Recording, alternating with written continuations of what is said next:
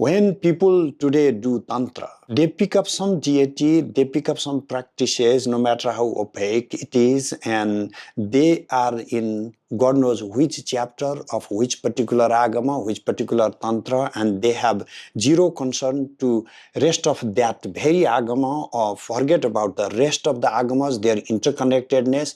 It is like I pick up one of your sentences from the whole conversation and then try to take the worst out of it. It is what is happening in people's appropriation of Tantra in society.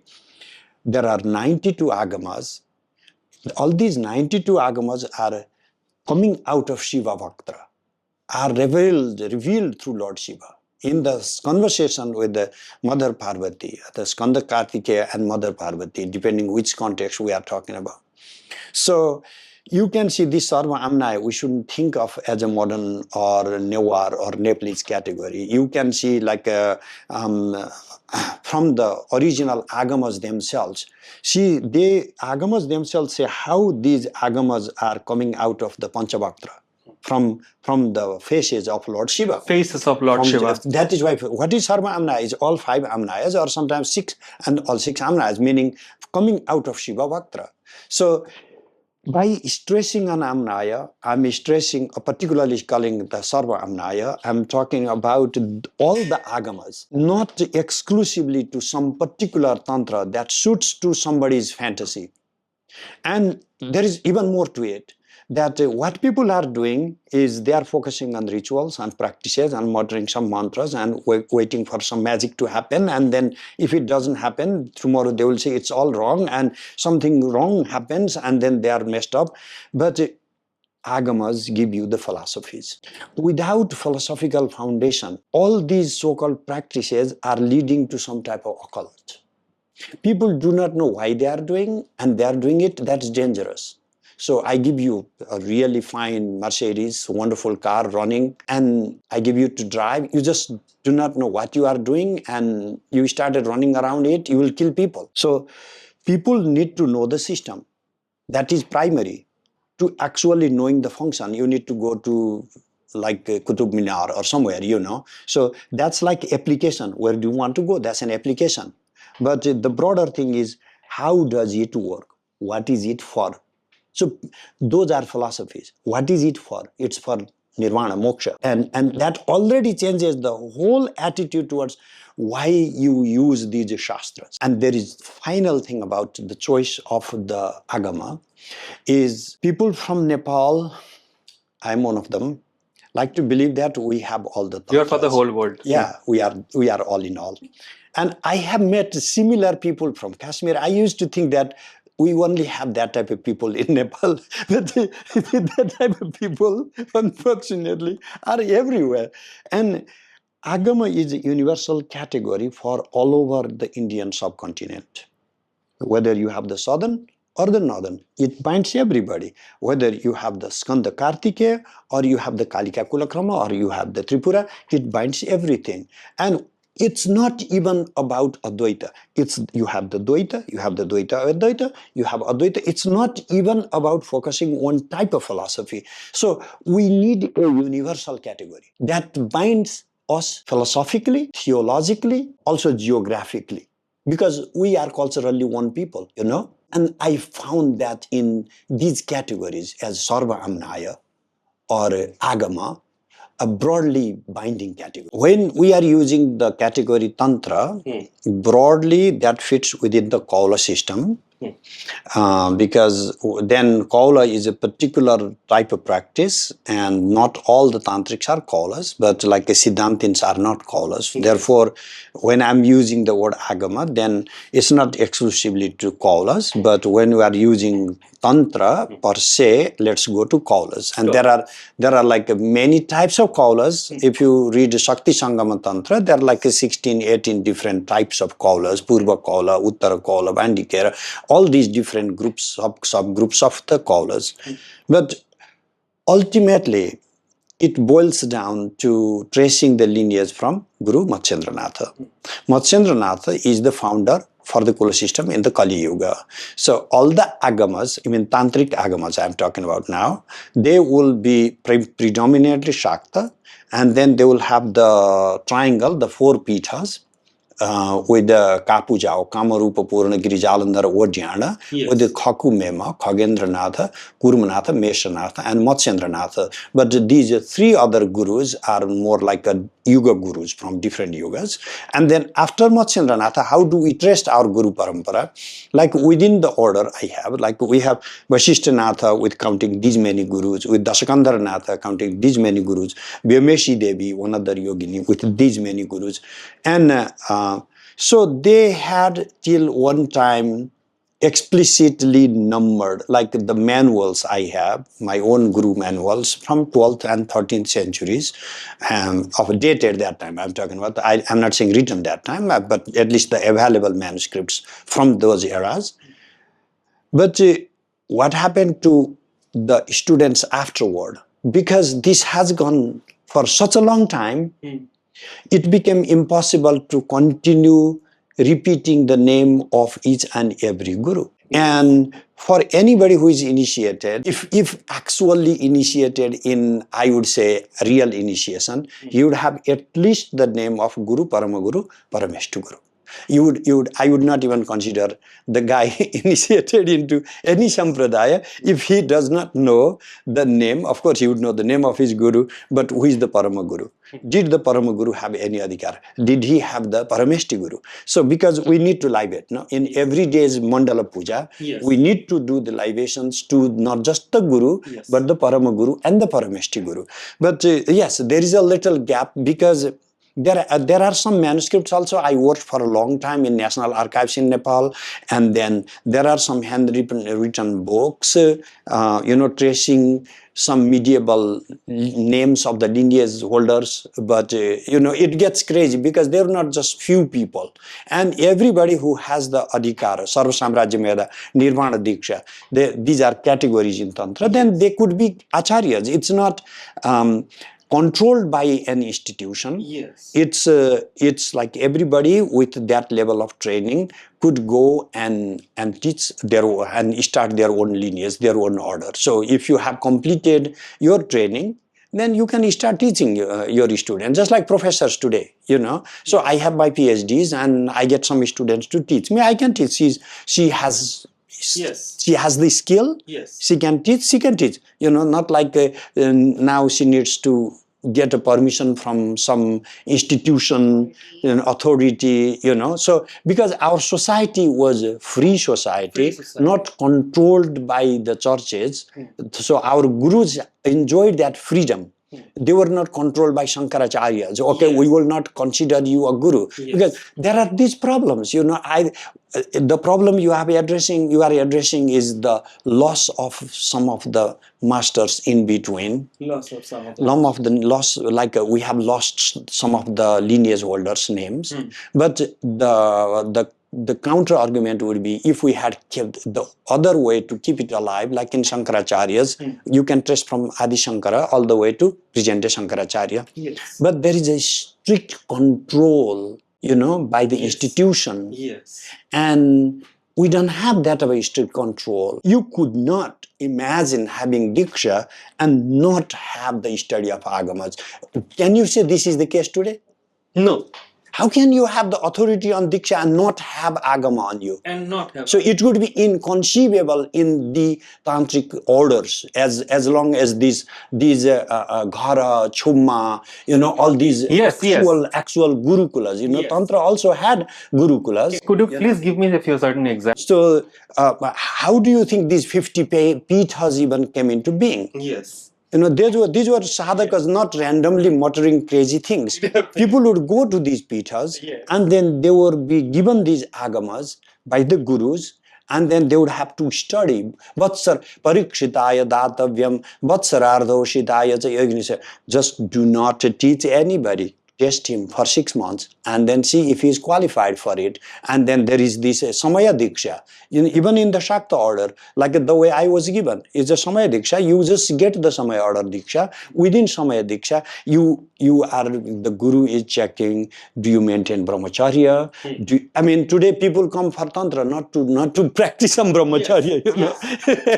The Guru has somehow the ability to see that he is serious enough, sincere enough, and not trying to make a market out of it. Yes. And it's like a lot of factors are checked. Is he just trying to, you know, be a quick teacher so that he immediately can start making money or something? Yes. So gurus are very keenly observing these things. And then that is one of the reasons why the actual, real, serious tantric sadhana and tantric practices became so rare in India. Although there is so much of attraction and so much of, vulgar application of Tantra, why real, serious sadhakas are so rare is because the gurus were very selective. The traditional guru order had a greater access to students' life. Greater access to, yes.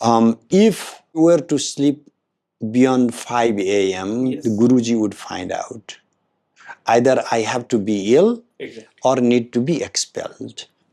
This is how it works. You go to start practicing something.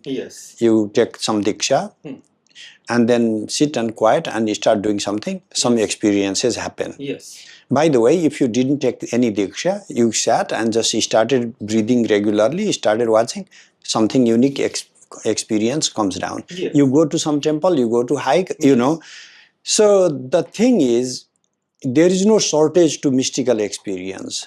There is no shortage to something looks like a divine experience. The encountering divine experience. Even the experiences that make you feel like you are enlightened, self-realized, Mukta Purusha. There are these experiences. So what people, the public does not know is having an experience is nothing. It's not just insufficient, it is nothing. It can be replicated, it can be simulated, in particularly when you go to mental states, when you start repeating yourself, I am so sad today, I'm feeling really horrible today, everything goes against me. You just think like that 10 minutes, you will start being sad, you know. You can evoke certain emotions just by calling it. So if the same applies to these mystical experiences and the drug-induced experiences also. And then in the West also they have compared drug-induced experiences with mystical, and there are many people I have met, actually not one or two. They say it's a shortcut, you know, just have some drugs and it's so shortcut for tantric experiences. So the whole world is focused on having some experiences. What they have not ever been observing is these experiences are not leading anywhere. I wanted to not have anybody to learn as my disciple. I just was happy as a professor.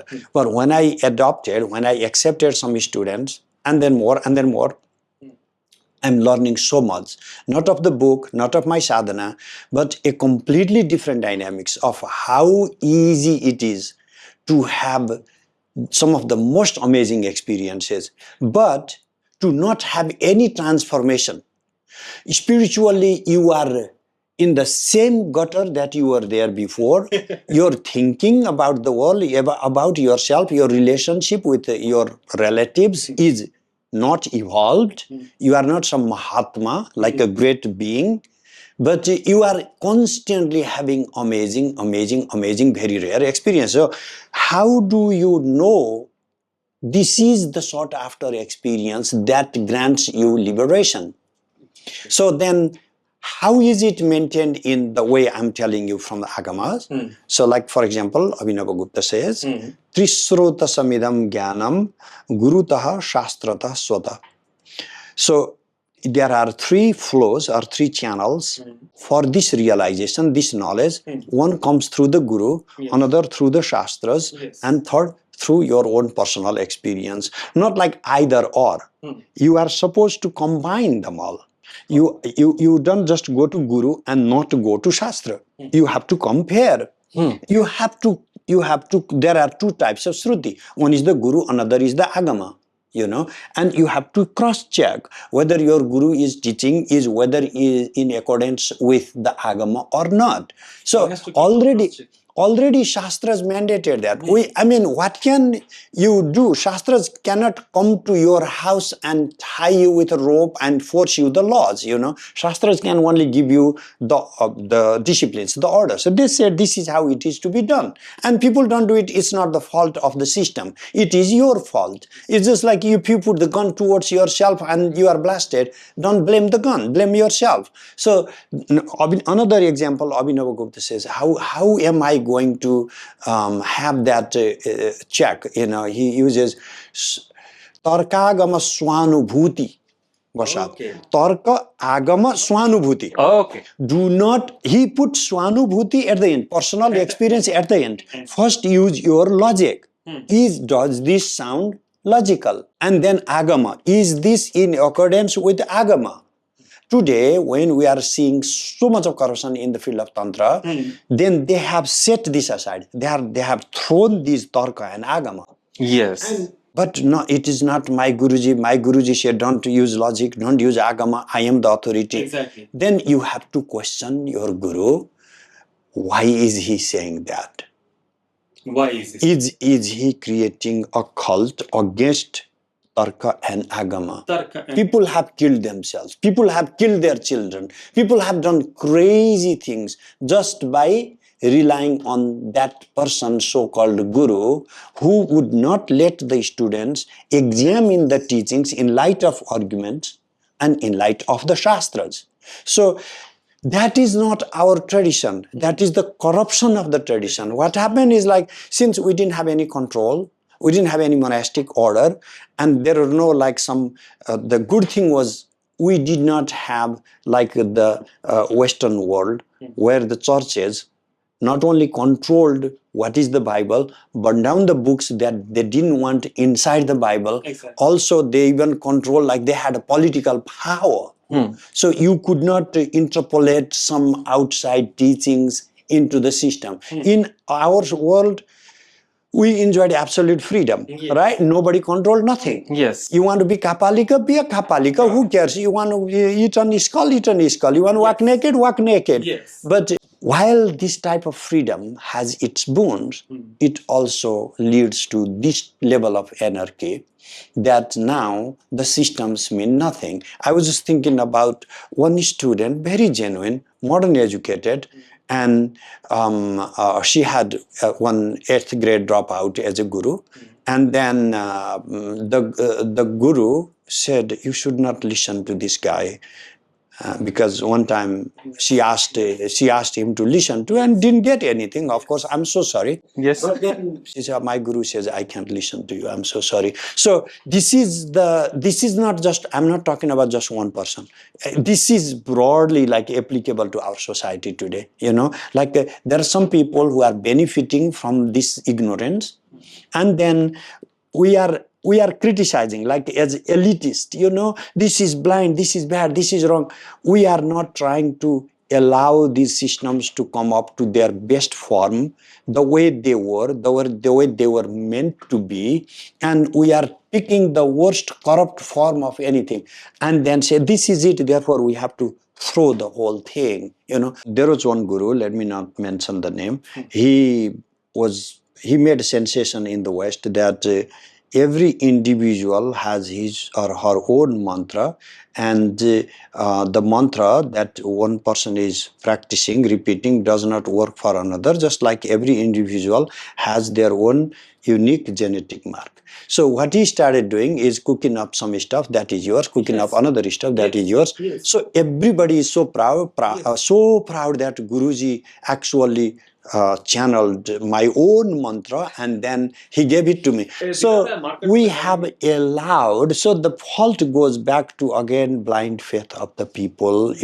Every society has some or another superstition. Our faith is misused by these people who are crooked enough to exploit it for their own personal gains and create the cults and create a lot of trouble. And then what happens? Then the mud they throw affects those people who are doing sadhana in a remote, sincere, and then not even trying to come to the public. That's like, why did I decide to start speaking or start writing about it? Because I felt that. I felt the serious injustice against this largest capital of the Indus civilization that is being misappropriated and misused.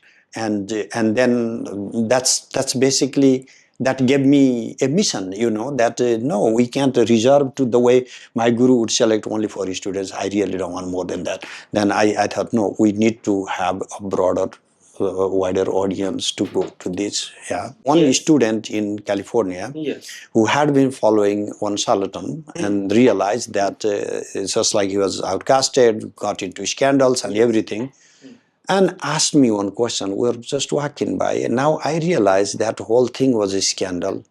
But I had so many divine experiences. Now, can you explain what is it?